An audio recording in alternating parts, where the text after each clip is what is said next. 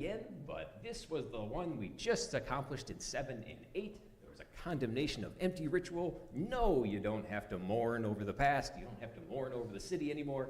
Condemnation of the past covenant failures. They were basically admonished for failing in all the law in chapter 7. And then in chapter 8, the prediction of Jerusalem's restoration and the prediction of future blessing. So leading out of judgment and into salvation, kind of going that way. Well, today, we're basically done with that. We are going to start the whole salvation. We're going to start the prophecy of the Messiah. I did want to follow up with Rachel and everyone else about the Lord of hosts. Where does this come from? What does it mean? I didn't go too deep into it, but I did want to follow up. You know Johnny Carson. You know Jimmy Kimmel. Well, the Lord of hosts rules over all those people. No, I'm kidding.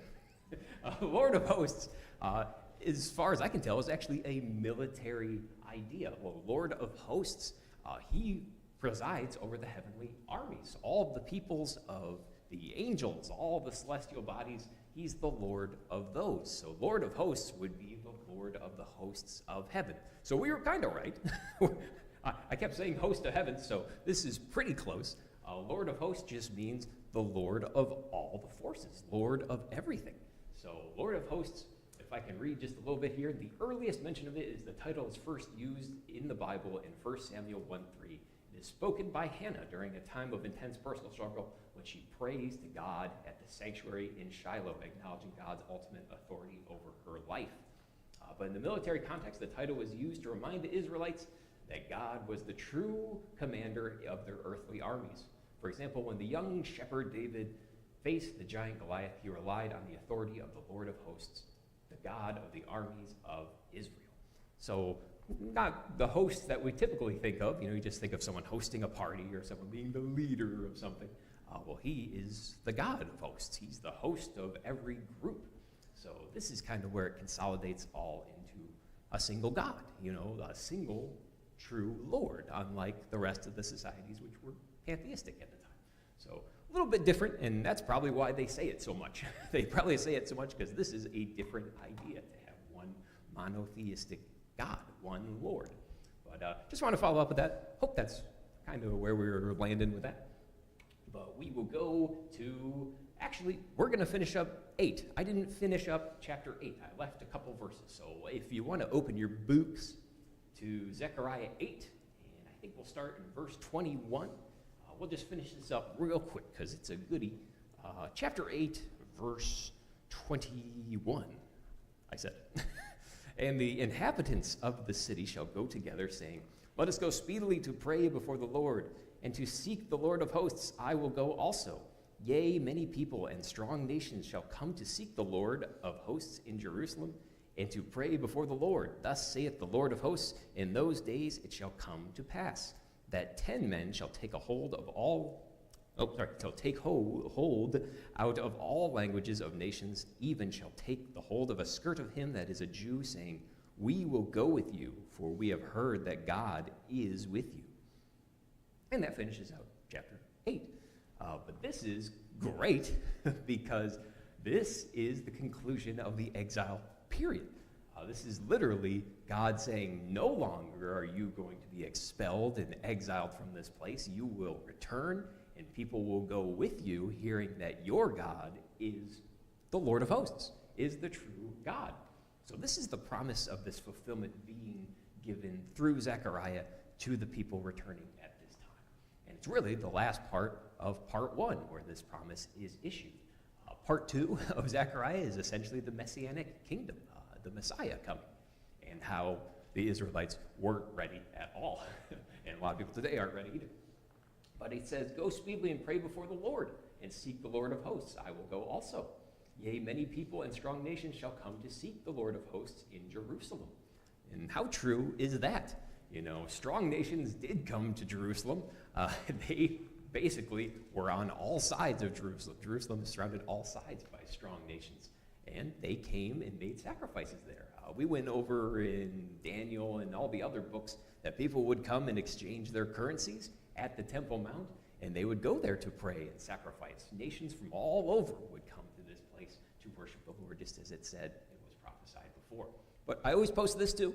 I always post this old arch of this victory. This is a victory of them taking things out of the temple, the Romans, when they sacked Rome. Well, the Lord constantly promises us, even in this Old Testament book, that people are going to bring things to Jerusalem. One day, everyone will come to Jerusalem and bring their nation there instead of taking things away. But that'll be the end of Zechariah 8. I just want to finish that up. Any problems? Yes? Well, I just loved that verse, those couple of verses there that you just went over. If you think about a Jew these days, with all of the anti-Semitism, this is just the opposite of that. You know, that 10 people would grab one Jew by the hem, like, we've heard that God is with you. It reminded me of Solomon. So it took me to 1 Kings 4:34. From all nations, people came to listen to Solomon's wisdom, sent by all the kings of the world who had heard of his wisdom. And I just think that's how it'll be in the millennium. When Jesus is reigning in truth and righteousness from his throne there in Jerusalem, that people will just flock, and the Jews will be, the one, and they'll know God was with you all along. And think about it if you were Jewish, what that would mean for you. That we won't be treated with such derision because they've always been treated that way. Right. Because God chose them. But I also thought of like that.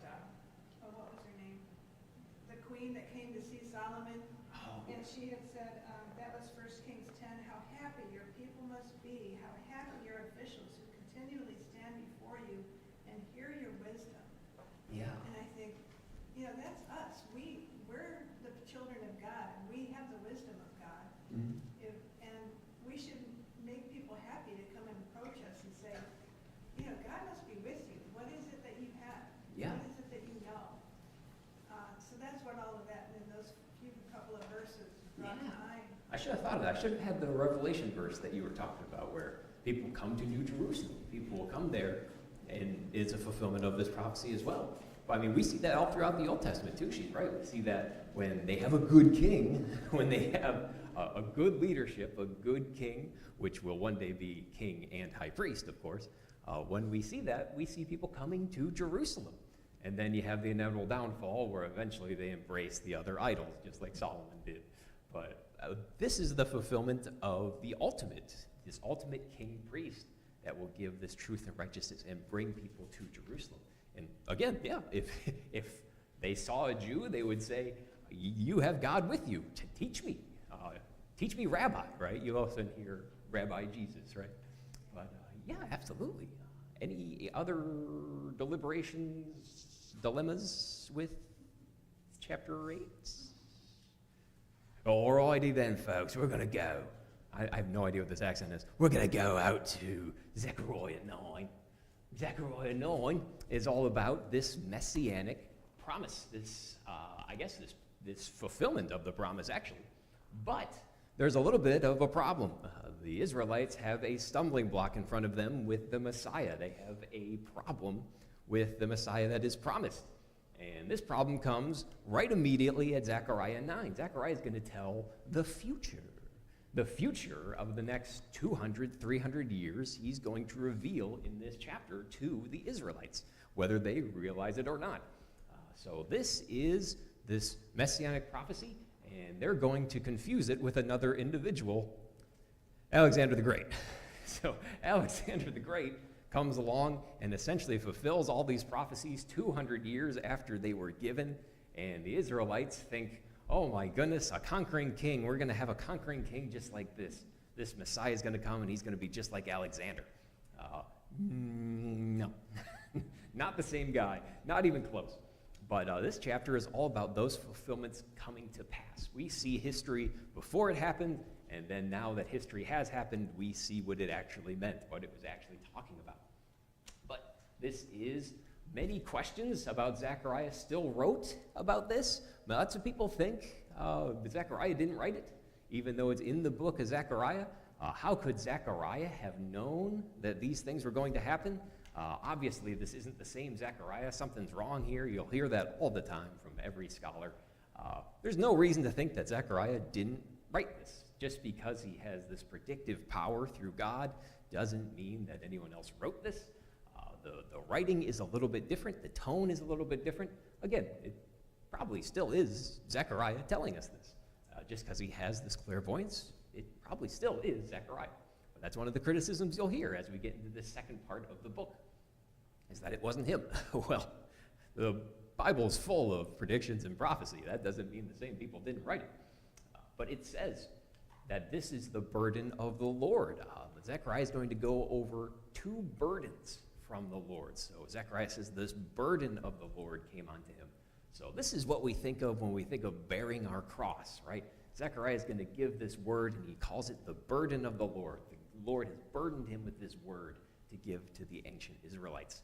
Well, that is what we are burdened with as well, just like Rachel was just talking about.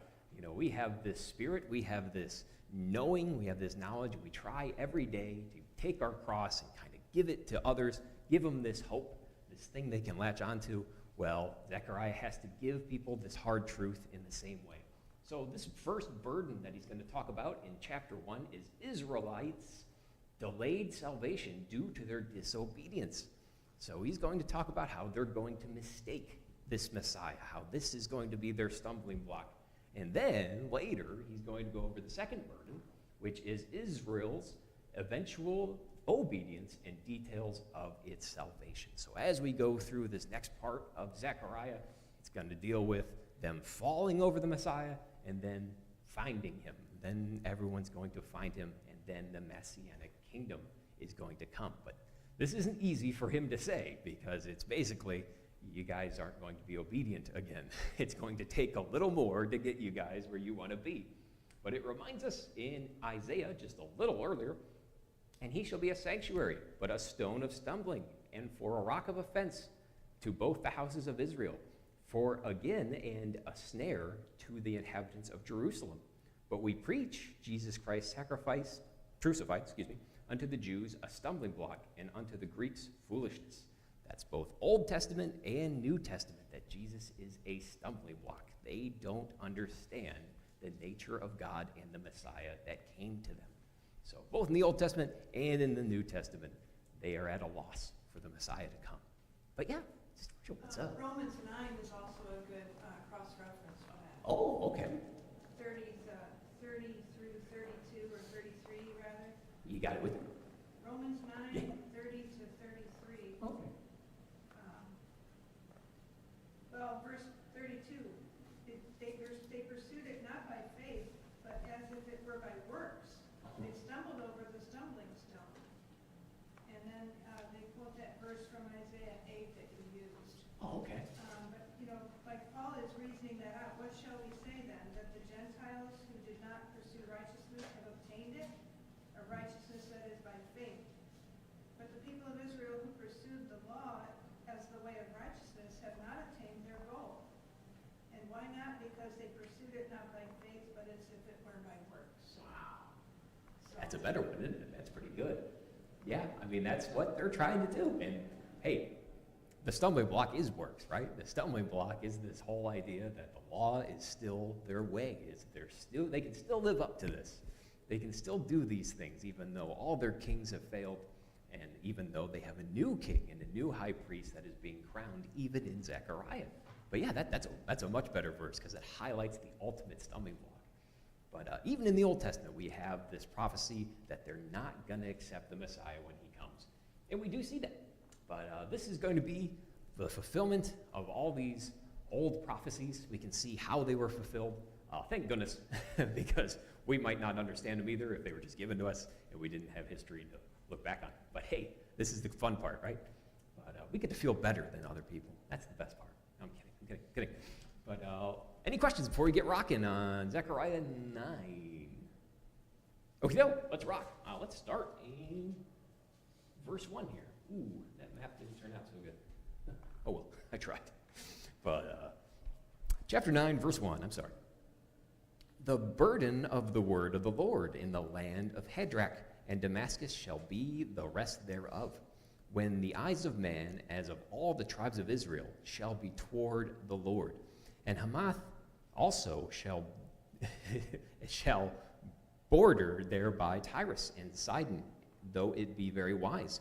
And Tyrus did build herself a stronghold, and heaped up silver as the dust, and fine gold as the mire of the streets. Behold, the Lord will cast her out, and he will smite her power in the sea, and she shall be devoured with fire. Now, what does that mean? That's a lot. That is a burden of the Lord. Imagine just reading that and having no idea where you are, where these places are on the map, who inhabits them. Well, to the people of the time, this would have made a lot more sense.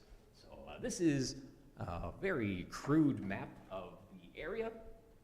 I have a better one, but this is, of course, Jerusalem. Jerusalem's down here, and these are essentially all the nations that are going to be mentioned, and all the cities that are going to be mentioned in Zechariah. And you'll notice that basically it says one by one, these are going to be judged by the Lord. This is a little hard to kind of suss out here, but this is essentially what he's saying. The burden of the Lord, and Tyrus did build herself a stronghold, but the Lord will cast her out and will smite her power in the sea. So eventually, this prophecy goes into how one by one there's going to be judgment against all of these nations, against all of these surrounding areas of Jerusalem. And they're being judged, of course, because they are against Jerusalem. They are against the Israelite people. But it says in Ezekiel, Son of man, say unto the prince of Tyrus, Thus saith the Lord God, because thine heart is lifted up, and thou hast said, I am a God, I sit in the seat of God in the midst of the seas, yet thou art a man and not God, though thou set thine heart as the heart of God. Essentially, the city of Tyre, it does say Tyrus, but it means Tyre. This city of Tyre is so grand and so haughty that the Lord has to bring it down. And in this verse in Ezekiel, it actually compares the pride of Tyre to the devil. This is one of the most illustrative pictures of the devil that we see in the Bible, because it compares Tyrus and the king of Tyre to this anointed cherub, to this angel that was decked and beautiful and gorgeous, but its conduct was wrong. It was evil in its heart, so it fell. So it's kind of a comparison to the devil. They compare it to this. You don't want your city compared to the devil, but that's what Tyre was compared to. And essentially, God pronounces judgment to all of these cities right down the line, right north to south, all of these cities. But here is an illustration of the siege of Tyre. I made a little animation here. This is Alexander the Great besieging Tyre in 332 BC, one of the most famous sieges of all time. Alexander the Great came to the city of Tyre. As it says right here in our verses, the city of Tyre was encompassed by the sea, just a big fortress along the sea. Well, Alexander the Great wasn't having any of that. Alexander the Great came along and, as an instrument of judgment, outright destroyed this invincible fortress of the sea. You can see they thought they were all safe on this tower. They thought they were all safe on the sea. Well, Alexander the Great just built a bridge right over to it and took them over. If you can imagine being safe in your castle on the sea, and then a bridge is being built right to you, and armies come and invade from this bridge being built, that would be pretty horrifying, right? And this is before the siege of Masada. Masada was much the same way. All the Israelite people hid in Masada, and then they just watched in horror as the Romans came and basically took over their fortress. Well, that's what happened to Tyre this 332 BC. They just had to watch Alexander the Great come and take their city. Today, that's another map. Today, Tyre looks like this. So we still have this bridge connecting this outer part of this fortress that Alexander built. Today, there is no separation between the land and water. It just goes straight across to where Alexander judged Tyre. So this is how this happened. They were right above Jerusalem at the time. This is just another map of the cities pronounced judgment against in these verses. Once again, it goes all the way down right towards Jerusalem before we get to what's going to happen to the immediate region. So pretty methodical, right? Yeah. So you're saying Tyre was an island? It was. It is no longer. But yeah, they had. If it was in the time of Christ, because I know Christ went to Tyre and Sidon and fed the feeding of the 4,000 was over there, I think. Yeah. And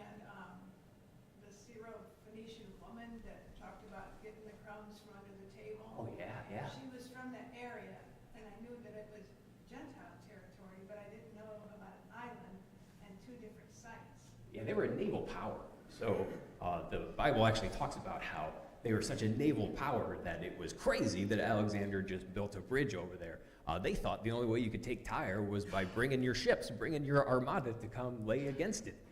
Well, he proved that wrong by just building right to it. And of course, we see that that's the way it is today. It was kind of like Caesarea in a way, where Herod's fortress was. It was kind of like Caesarea, but only this is even more guarded. Caesarea was a palace. This was a fortress, right? So this fell in much the same way Masada did, which is kind of sad. It's a horrible way to go, just watching the army come at you from across the way. But yeah, this is what it looks like today. It's no longer an island. Did I miss it? Kind of interesting too. In one of my studies, when it broke it down, it said that this prophecy emphasizes that God observes all nations and will act to punish those who oppress his people. It demonstrates his justice and that he's always protecting his own. So I thought, like us, that he protects us and he's always watching who's doing things to us also. Yeah. And they'll be judged. Absolutely, And yeah. so he was watching them all along as things were happening, to the people. Absolutely, yeah. And I mean, this sounds like, it sounds like even as we read this that we're praising Alexander the Great for being the instrument of judgment, right? We're not. The Lord can use whomever he wishes. By no means was Alexander the Great a righteous man. We're going to read in just a little bit how he was absolutely not. But the Lord used him in his conquest to take out all the enemies that were oppressing God's people, just like Sister Ray said. So yeah, God was watching these aberrant nations as they were committing their sins and decided to judge them with one of their own, right? So yeah, he was always watching these nations. The other thing was that these cities, like Tyre and them, they were very powerful cities. Yeah. They were rich, they had a lot of money. So God was going against powerful cities. So it was God's intervention to protect his people, because without God, they wouldn't have been able to protect Oh, that's a great point. themselves, because they were very rich. Absolutely. And I mean, hey, she's right. Jerusalem wouldn't have a chance. Israel wouldn't have a chance of going north and conquering, especially at this point. Especially as 332 BC, they wouldn't have the power to go up against a naval power like Tyre or any other nation. So without God's deliverance in some way, they would not have been preserved. But we saw this in Daniel too. Remember in Daniel, we went over the four beasts. Well, Greece was the third beast, was the beast that was coming. So this was prophesied even back then, and now Zechariah is about to fulfill it. Well, not fulfill it, but talk about the fulfillment of these things once again. Of course, they didn't know at the time who it was going to be, but we do. So let's keep reading a little bit here. I can find it. Well, that didn't work either. We're figuring it out. But Zechariah 9, verse 5 here. Ashkelon shall see it, and fear. Gaza shall also see it, and be very sorrowful. And Ekron for her expectation shall be ashamed, and the king shall perish from Gaza, and Ashkelon shall not be inhabited. And a bastard shall dwell in Ashdod, and I will cut off the pride of the Philistines. And I will take away his blood out of his mouth, and his abominations between his teeth. But he that remaineth, even he shall be for our God. And he shall be as a governor in Judah, and Ekron as a Jebusite. And I shall encamp about mine house because of the army, because of him that passeth by, and because of him that returneth. And no oppressor shall pass through them any more, for now I have seen with mine eyes. So the Lord once again prophesies this conquering king that's going to come by. Literally, kind of says that he's going to pass by the nation of Jerusalem. You would think, let's go back to our map here, right? You would think that someone coming by all here and taking over this entire region would want Jerusalem, right? Well, why in the world, if not for God, just like Sister Ray said, would you take the entire Asia Minor region, the entire Middle East? Why would Alexander the Great go through all this trouble and not take Jerusalem? Well, we're going to find out in just a moment. But without God, there's no reason that a tiny nation in the middle of the desert like Jerusalem or Israel or Judah would ever survive the conquest of Alexander the Great. But it says here that that's exactly what's going to happen. Keeps happening. But this is exactly what happened. So it pronounces judgment against all of these places, and it says why. The same things we read about in the book of Acts. It says, I will take the blood out of his mouth and the abominations between his teeth, in verse 7. I'm sorry, 9. 9:7. Very prophetic numbers already, actually. No, she's talking about where you found it in Acts. Oh, in Acts. So when Paul was going to Greece, I think it was chapter 15 or 16, but when he was going through Greece, he warned everybody, do not eat food sacrificed to idols. Don't eat these things.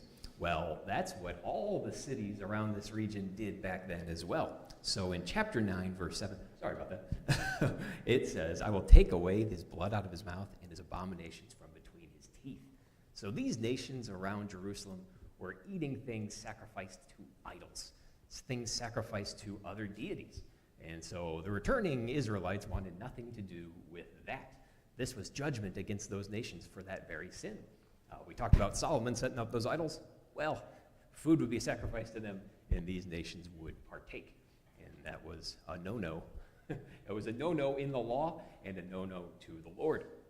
But it says, he that remaineth, even he shall be for our God. So the people who survived this conquest, the people who survived these judgments, will belong to the Lord. They will come to Jerusalem. They will be the ones trying to make their wrongs right and rebuild the holy city. And I will encamp about mine house because of the army and because of him that passeth by. That's a very important word, passeth by. Because that is exactly what Alexander the Great did. He did pass by Jerusalem. Why in the world he did that? Well, only God knows. We read in Josephus, brought him up last time, we'll bring it up again. Joseph in his Antiquities, chapter 11, verse 8. His books are huge. Book 11, chapter 8, verses 5. He talks about how Alexander the Great came to the Jewish people and Israel to conquer it and essentially turned away. Or rather, God turned him away. So you don't have to look just in the Bible for your history. You can find it in ancient historians, and you can find it in Josephus as well. I'm not sure if I want to read all this off the page, but I'll give you a quick summary. Alexander the Great had a dream. He had a dream that someone was going to meet him outside of Jerusalem, and that he was going to be turned away by this person, and not only turned away, but invited into the city. He didn't have to conquer a darn thing. So sure enough, in this account by Josephus, Alexander the Great, conquering Tyre and going all the way south to Jerusalem, makes a stop with his army and doesn't conquer it. He's invited into the Holy Temple. The Holy Temple accepts him and says, we saw you in the book of Daniel. We believe you are this person. And so they give him the book of Daniel. Alexander looks at the book of Daniel, says, I'm fulfilling all of these things. And he supposes that he is the one prophesied to come by God's judgment and do God's judgment upon these nations. So not only did he basically pass by Jerusalem without violence, he was essentially persuaded by them. He was essentially enamored with them. In his dream, he says he saw the exact same high priest. He saw the exact same people come to him. So by this vision, he passed right by Jerusalem. So pretty amazing account of history. Not sure that's ever happened before. I'm not sure if anyone is a history buff or not. I don't think a conqueror has ever come by and they just said, hey, we think that our God is on your side, or that you're being used by our God. And he said, oh, okay, and just left. Interesting. But that's exactly what Zechariah said. It says, he that passeth by. Exactly what happened in history. But a very interesting story. If you ever get a chance to read Josephus's accounts of Alexander, it is a little emboldening for your faith, a little encouraging for your faith. And it quiets unbelievers quite a bit too, actually, because you can be like, well, it says it in other places too. But let's keep going here. And that sorry. what would you do if you... That's not going to work either. Let's go to Zechariah 9:9, where we start our messianic promise. Rejoice greatly, O daughter of Zion. Shout, O daughter of Jerusalem. Behold, thy king cometh unto thee. He is just, having salvation, lowly and riding upon an ass, and upon the colt the foal of an ass. And I will cut off the chariot from Ephraim, and the horse from Jerusalem, and the battle bow shall be cut off. He shall speak peace unto the heathen, and his dominion shall be from sea even to sea, and from river even to the ends of the earth. As for thee also, by the blood of thy covenant, I have sent forth thy prisoners out of the pit wherein there is no water. Turn you to the stronghold, ye prisoners of hope. Even today I declare that I will render double unto thee. So Zechariah 9 stops its talk of history, stops its talk of these fulfillments of old Daniel prophecies, and now we're in this messianic sort of fulfillment coming to pass. He's talking about the Messiah to come, this redemption for the entire world. It says to the ends of the earth, not even just Jerusalem anymore, not the Israelites, but for the entire earth. You know, us, right? So it says that he will come lowly and riding upon the colt of the foal of an ass. Well, my goodness, that's exactly what it says some 500 years later in Matthew 21:2. It says, well, the Lord says, go to the village ahead of you, and at once you will find a donkey tied there with her colt by her. Untie them and bring them to me. We celebrate this on Palm Sunday, when the Lord Jesus Christ entered Jerusalem in this very same manner. In the same way, they wanted Alexander the Great. They wanted a guy to come in with a horse and to conquer all their enemies and take over the whole place. They were looking for the wrong guy. The guy that they were looking for came 200, 300 years later, and he was riding on a donkey, not a war horse. He conquered through peace, and he preached peace and salvation, and not conquering, not violence, and not conquest in any way. So this is the contrast that I believe that Zechariah is trying to illustrate here. He's trying to illustrate that this person will come, and then this person will come. And this is the stumbling block, the burden of the Lord. But, yeah. You can just imagine this hard job he really had.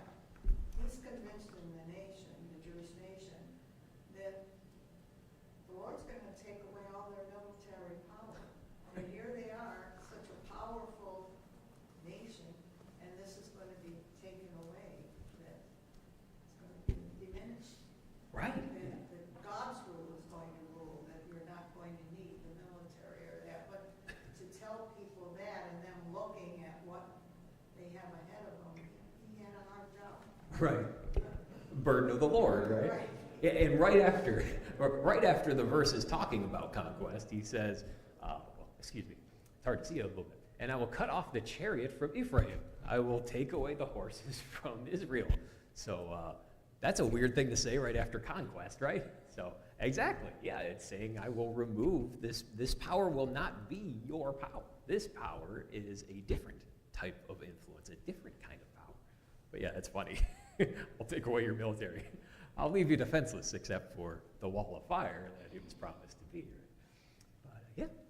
Well, verse 10, the words from the river to the sea just jumped right in my mind because we had all that with after what happened in Israel Oh, okay. Yeah. on October was it the 8th or the 7th? A Don't couple know. years ago. So that's Yeah. like the new pro-Palestinian war chant is from the river to the sea because they're talking about, which, verse 10 says that belongs to the Messiah. Yeah. You can't, just like Alexander the Great had no power over them, neither are these, what's happening today in our world. That land belongs to the Lord. He gave it to the Jews, and they will have no power over it. It is the And same, like, right? And like it's been said, it's not going to be by anybody's chariot or horse. But, Same old conflict. The book of Second Thessalonians talks about how the Lord will overcome them all by the breath of his mouth. Oh, right. He will blow out air from his mouth, and just like he created by the breath of his mouth, he will destroy by the breath. Isn't that One beautiful? puff and they're gone. That's beautiful, right? Yeah. So if I was Jewish too, I would say I would cling to verse 10. Yeah, it's the same conflict, right? It's the same stumbling blocks and the same conflict we're talking about today, right? And I think that's why God purposefully chose the land of Israel, because he knew it would be this a ribbon of land right in between this hotbed and people want to travel through there, and he knew it would be the place where he could demonstrate his glory. Right. It does say somewhere, center of the world, right? The apple of my eye. Right, so the apple of God's eye, center of the world. I know that verse. Wasn't it Zechariah? I think I just had it. I'll find it again. But yeah, exactly. The center of all this conflict. It's the apple of God's eye, where he has chosen his Messiah to sit. So yeah, this is exactly the same conflict that we have today. And I'm glad Ray said that he would take the military away, because that's exactly what it says. Turn ye to the stronghold, ye prisoners of hope. Even today, I declare, I will render double unto thee. So even though their power is being stripped away in the physical sense, you're going to inherit double. It'd be interesting to know if anyone can think of different aspects in the Bible or mentions in the Bible where someone's given double portion. But there's a lot of them. I remember in Job, at least, I remember one where Job, at the end of all his trials, is given double at the end of his request. Yeah. Yeah, Joseph gave his brother Benjamin double Oh, thank you. Yes. at that meal. Oh, that was a good. Yeah. It's perfect, right? Yeah, Joseph was one. There's countless of them. There's a whole bunch of them. You're given double. And this is the reward at the end of things. This is, you need more, and you are given more to fulfill your inheritance. You are given more to fulfill your duties, given more to fulfill your charge given by God, the burden of the Lord. But it also says, by the blood of the covenant I have sent forth thy prisoners out of the pit wherein there is no water. This reminds us of Jesus as well. When he was persecuted, when he was taken from the Mount of Olives to stand trial, not really a trial, but when he was charged with his crimes of blasphemy, they made him stay in this waterless cistern. They made him stay all night awaiting his crucifixion. And there were places like Joseph. Joseph was at the bottom of this well. So we see people persecuted in this way all the time in the Bible. You said Jesus was held in a cistern? Yeah, the house of Caiaphas.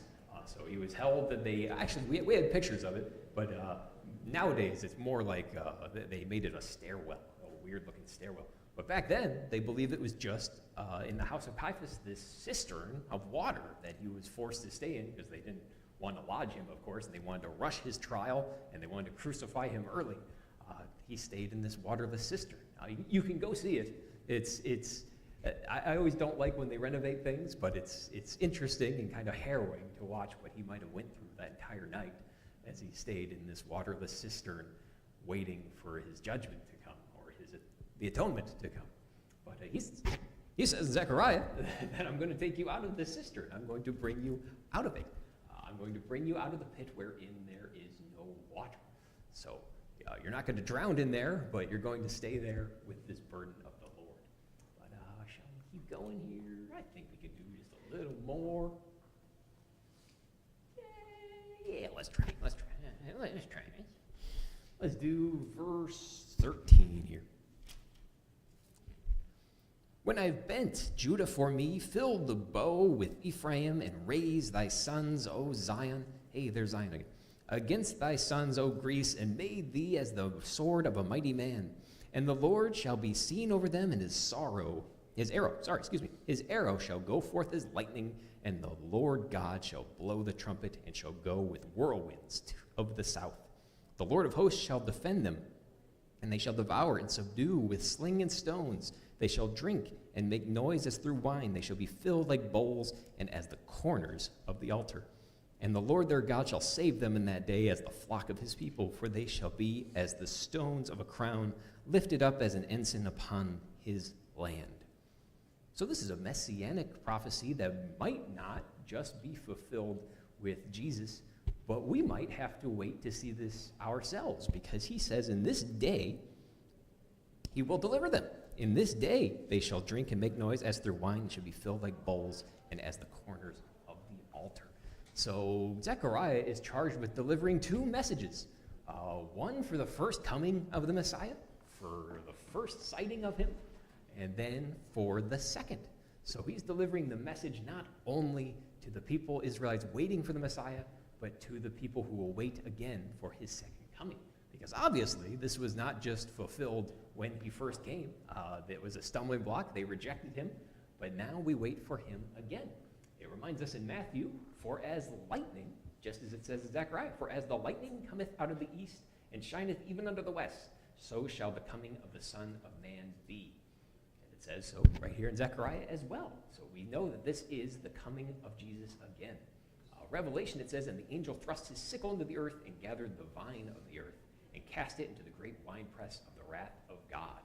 Once again, we see this joyous and this fulfillment of this winepress, of this wine drinking and this rejoicing when the Lord comes and judgment is executed upon the earth. So we both have this old and new coming to fruition in Zechariah. But I think we'll probably stop there. The ancient Jews, the ancient Israelites, believed that this was about Antiochus. So Antiochus came and oppressed the Jewish people, and God said we would deliver them. But Christians kind of have this different view. We believe that this is about the second coming of God, as he describes it himself when he says the Son of Man will come like lightning. We believe this is foretelling the second time that he will come, and they will recognize him as the true Messiah. But yeah. You only have one verse left to go, 17. I know, and I have to stop. I'm sorry. I've already dragged us out. I'm already in the outback. Oh, crikey. I don't know. But are there any other problems, prattlings, anything that we can, pinpoint? I need another P word. Anything you want to go over for Zechariah? Anything you want to see more of, less of? Do you want some binoculars? Do you want some hats? We're not going to dig those out. It's cool now. Any questions out there? Hello? Anybody? All right, well, thank you, everybody. I appreciate you. I guess that'll wrap us up. But this part of Zechariah might be a little more the speed that you're looking for. If you didn't like the previous part, this is much more Jesus-y. Remember Jesus-y? Jesus-y. Jesus-like. Christ-like. All right, well, thank you, everybody. I appreciate you. God bless you.